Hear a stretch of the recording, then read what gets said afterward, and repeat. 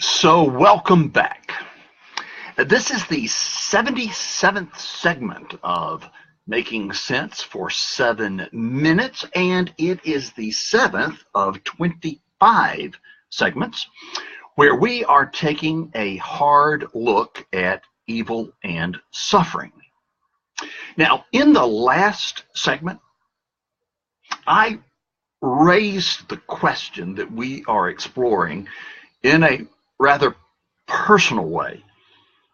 And that is, why would the all-loving, all-powerful God of the universe allow me to run out of red wine? Well, look here. See that? Via Castilla, 2013. Now, this just goes to show that there is a God. He is loving, and he loves me in a very specific way. Cheers. So good. If God were not an all-loving God, would we have red wine? Okay, now, down to a broader exploration of the question at hand. Look, since our concern is a good bit broader, let me reframe it, okay? The question is, looking from the context of a biblical worldview, how do you reconcile the notion of an all-loving, all-powerful God of the universe in light of the all-pervasive reality of evil and suffering in our world? Now, this is the question which is at the heart of theodicy, which is the philosophical and theological undertaking which attempts to respond to this question, to defend God, if you will. And I'm offering 5 appeals, 5 defenses, if you will. Now, the first, which we visited in the last segment, was the appeal to a suffering God.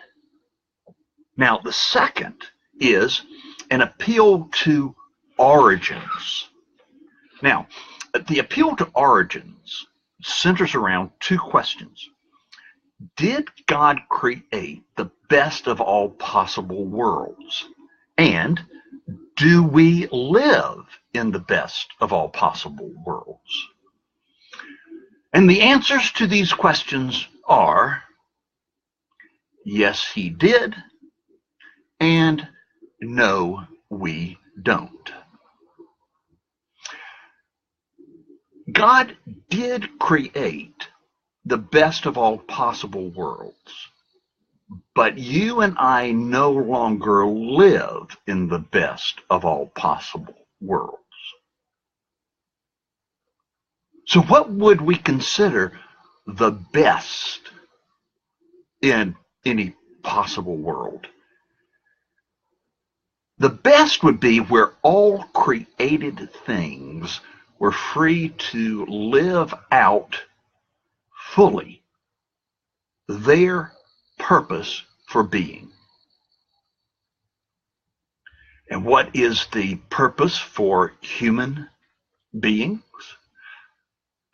It is to love God by enjoying him forever. So, with that in mind, there are 4 possible options as to the type of world that God could have created. Now, the first option is that he could have chosen just not to create any world at all. Would it not have been better for God to have created no world rather than to have created this one where good and evil are possibilities? Option number 1. Option number 2 is a world where only good would have been chosen. This would be a kind of robotic world. So you get the account of the Garden of Eden and Adam and Eve and the tree of the fruit of knowledge of good and evil. And when tempted, Adam and Eve would have automatically and irresistibly gone into the default mode of obedience. Option number 2. Option number 3 would be a world with no such thing as good and evil. This would be an amoral world.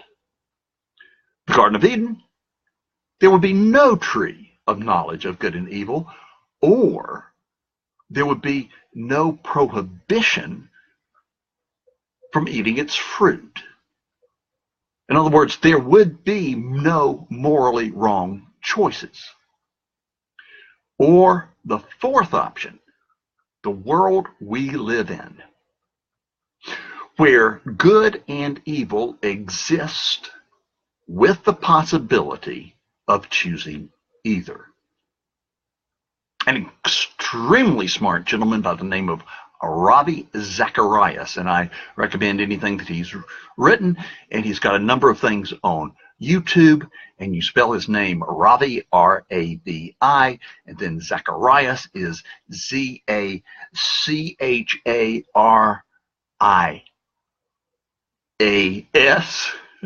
Here's what he says. In the final analysis of the 4 worlds described, ours was the only one where love was genuinely possible. The love of a mother for her child, the love of a man for his wife, the love of a friend for a friend, the love of a man or a woman for God. We must recognize that love is the supreme ethic.